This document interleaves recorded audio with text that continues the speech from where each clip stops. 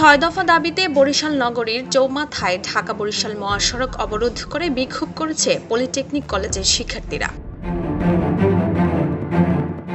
শনিবার দুপুর 12টা থেকে 1টা পর্যন্ত প্রায় 1 ঘণ্টা ঢাকা-বরিশাল মহাসড়কে এই বিক্ষোভ চলে। বিক্ষোভের ফলে চৌমাথা থেকে সকল প্রকার যান চলাচল বন্ধ হয়ে দুর্ভোগে পড়ে যাত্রীরা।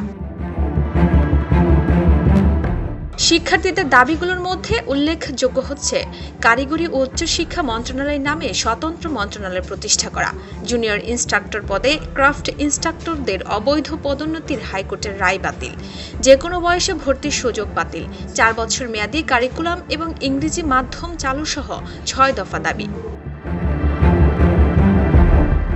শিক্ষার্থীরা জানান 6 দফা আন্দোলন বাস্তবায়ন না হওয়া পর্যন্ত তারা আন্দোলন চালিয়ে যাবেন। আন্দোলন চলাকালীন সময়ে সেনাবাহিনী এবং পুলিশ সদস্যরা উপস্থিত ছিলেন। পরে পুলিশ ও সেনাবাহিনীর হস্তক্ষেপে রাস্তা থেকে সরে গিয়ে রাস্তার দুপাশে অবস্থান নেয় ছাত্ররা। ডেস্ক রিপোর্ট, ভোরের পাতা।